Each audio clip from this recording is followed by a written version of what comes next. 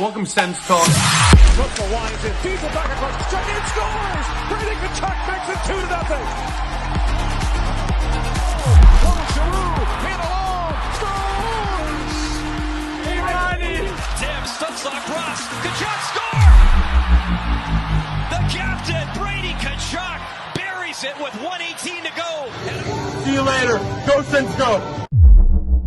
Welcome to Sens Talk. My name is Brandon Plant, and I'm your host. Today, Ottawa took on the New York Islanders as they look to extend their winning streak to 3 straight games, while the New York Islanders look to stay in the playoff race. They're currently holding down the 8th spot in the Eastern Conference, that final wildcard spot, but they are very, very close with the Detroit Red Wings. So if they lose today and the Red Wings win, they might fall out of a playoff spot. So the New York Islanders at least will want to pick up a point. They definitely want to pick up 2, though, as Ottawa is just looking to have some fun, extending their winning streak to 3 games potentially. Now, the lineup tonight would remain the same as it did the other day in that win, except for one thing. Joonas Korpisalo would start, not Anton Forsberg. That surprised me a little bit. Forsberg played fantastic in that shootout win against Columbus the other day. That being said, we do play tomorrow against Carolina. Obviously, Forsberg will be starting that, so I would assume that, Jacques Martin and the coaching staff, maybe Sean Turney had something to say about this, thought that the matchup for Korpisalo was better today and Forsberg tomorrow. But yeah, regardless, that probably explains the reason. I was just a little surprised, but yeah, regardless, Joonas Korpisalo, will be talking about him in this video, that's for sure. So let's get into it. To the first period we go, less than 5 minutes in. It's like clockwork. For the 17th time this year, the Ottawa Senators have given up a goal on the first or second shot as Matt Martin scores on a wraparound goal, his first goal in 25 games. Korpisalo and Joseph got tied up with one another. Joseph couldn't keep it out as the Islanders strike first to make it 1-0. That is the first goal the Islanders have scored in over 2 games. So yeah, of course, the Ottawa Senators are going to be the slump busters, but they did push back, and they pushed back very well in the first period, getting some good opportunities. Varlamov for the Islanders made some big stops. So we go to the second period, and the Ottawa Senators continue the press. The Islanders have like 1 shot in the first 10 minutes of the second period, and Brady Tkachuk capitalizes on the change of momentum as Brady Tkachuk rips it glove side past Varlamov for his 28th goal of the year as Ottawa ties it at 1 apiece. A great pass here from the Drake Batherson to see Tkachuk streaking through the lane in the open space to give him a nice pass. Tkachuk with an even better shot. Ottawa ties it at 1-1. Great pass there. Tkachuk, 28 goals. That is 153 career goals, by the way. That is now passing Radek Bonk for 7th all-time in Senator history for goals. Congratulations to El Capitano. Brady Tkachuk, a hell of a stat there. And shout out to Radek Bonk. I was talking to Nick Spence on Twitter. By the way, shout out to him for that graphic you just saw on your screen there. I was talking to him. All we want is Oliver Bonk to come to Ottawa. We need the Bonks back in Ottawa. But a great goal there for Brady Tkachuk to tie things up at 1. But that would be short-lived as the New York Islanders would score 5 minutes later. Kyle Palmieri on a goal that, frankly, you and I could probably stop. It beats Korpisalo 5-hole. The Islanders retake their lead. It's 2-1. I cannot believe that goal went in. I cannot believe that goal went in. I cannot believe it. I'm going to say that 1,000 times, I think. I cannot believe that goal went in. Every single game Joonas Korpisalo has played this year, and it's becoming indefensible. I cannot defend it anymore. Every game he's played this year, he's made some incredible stops, and then lets in a stinker like that. I cannot explain it if my life depended on it. I don't know why that is the case. Maybe it's a mental thing. I don't know. Clearly, he's suffering with some sort of confidence issue. If I was in his position, I would suffer with confidence issues as well. It's been a terrible year for Joonas Korpisalo, so you have to feel for him in that regard. But these type of goals cannot go in, and at the end of the day, he is a professional player. He needs to make some stops. This is one that he needs to stop. So the Islanders would retake the lead to go into the third period of play.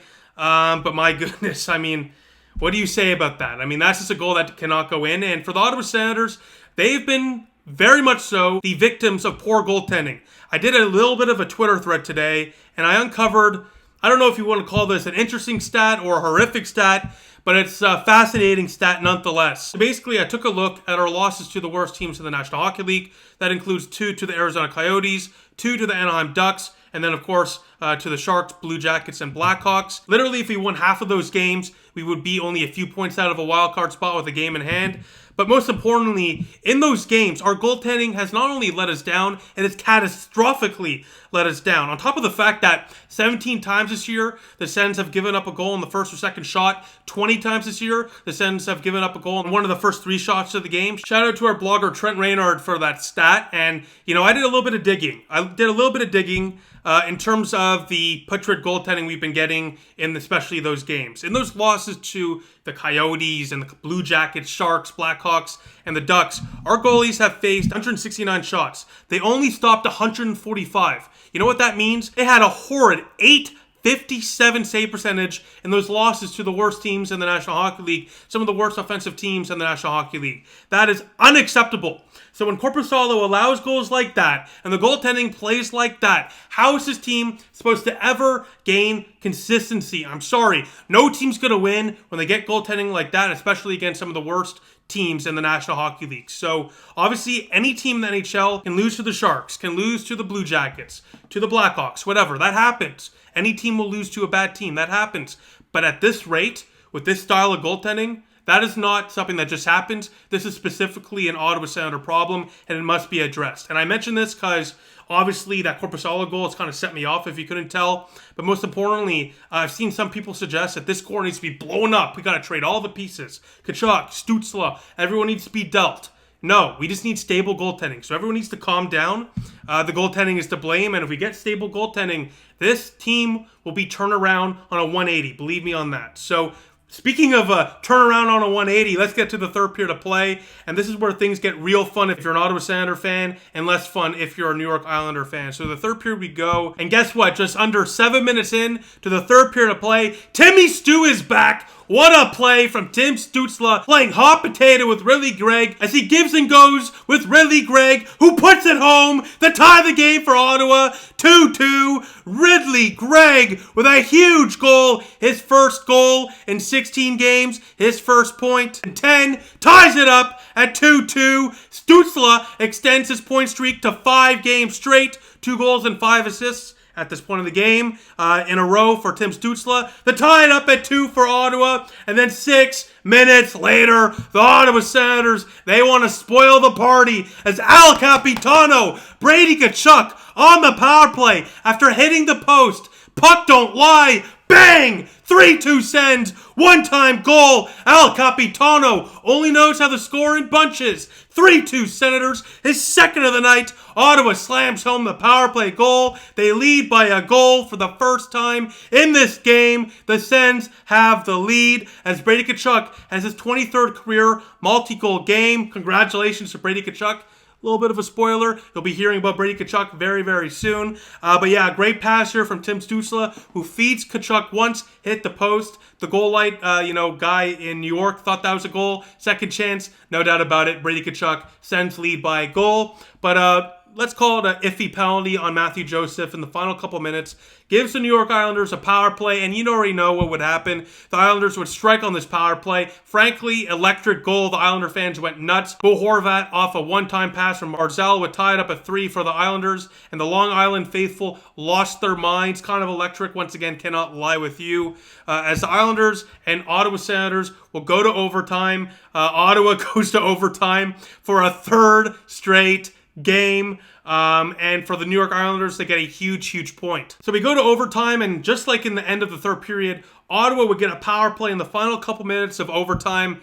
And yeah, you already know it's what to happen. Ottawa's captain, Brady Tkachuk, as usual, puts the team on his back on a 2-1 with Shane Pinto. Pinner to Tkachuk, scores! Brady Tkachuk, goal number 30 on the year. 3 straight seasons with 30 goals for Al Capitano. Goal number 3 on the night as well for the Hattie as the Sens win 4-3 in overtime over the New York Islanders for the third consecutive year. Tkachuk has 30 goals. Ottawa wins it in overtime, and they've won 3 straight games in overtime, 4 out of their last 5. And that is absolutely insane as the Ottawa Senators come all the way back to take a huge point away from the New York Islanders as the Sens win 4-3. Shout out to Brady Tkachuk. Unbelievable. His 3rd career hat trick as Ottawa wins an entertaining Saturday matinee in Long Island. So, yeah, if you couldn't tell, a little fired up, a little conflicted, not going to lie. The Detroit Red Wings remain in a playoff spot now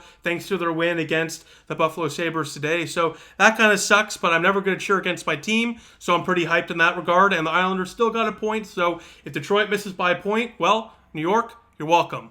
But yeah, let's take a look at the stats, shall we? So firstly, I want to talk about Joonas Korpisalo. After a bit of a rough first half of the game, including a brutal second goal, he kind of settled in. 33 shots he faced, 30 saves for a .909 save percentage. Made some key stops, specifically later in that game. But a weak goal there on the second one really killed Ottawa. They're lucky the offense really picked it up. Stützle with a 2-point game. Tkachuk, of course, with a hattie. But, you know, Korpisalo did his job. But once again, that second goal, you just want to save. Now, Jake Sanderson, I want to mention this. He got injured. Looked like he rolled his ankle, his right ankle. Luckily, he would return. And he would return with a force. 3 blocks.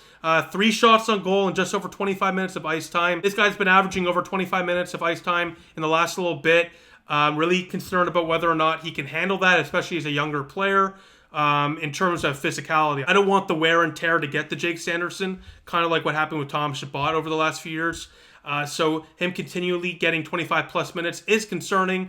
But once again, obviously without Chabot in the lineup, that is going to happen. Brandstrom, as I always mention, 2 blocks. This guy's a shot blocking machine. Just under 18 minutes tonight with an assist as well. Always like Brandstrom's game. He is incredibly, incredibly underrated. And Artem Zub today had an assist today with 2 shots on goal, 5 hits, and 3 blocks in just under 22 minutes of ice time. A very impressive game there for Artem Zub. Also a career high point total of 23 now for Artem Zub. So we love to see it. Congratulations to Zuby. All right, let's get to my favorite part of these videos. The Tankathon Draft Lottery spin. The Ottawa Senators are very unlikely to go on a Cinderella run to make the playoffs, so we might as well have some fun with it. Is Ottawa slacking for Macklin? Now look, the last 2 videos I've done this, it's been crazy, where the team we beat in the extra frame, that being Pittsburgh and then Columbus, they won the draft lottery on the first spin, and Ottawa came second.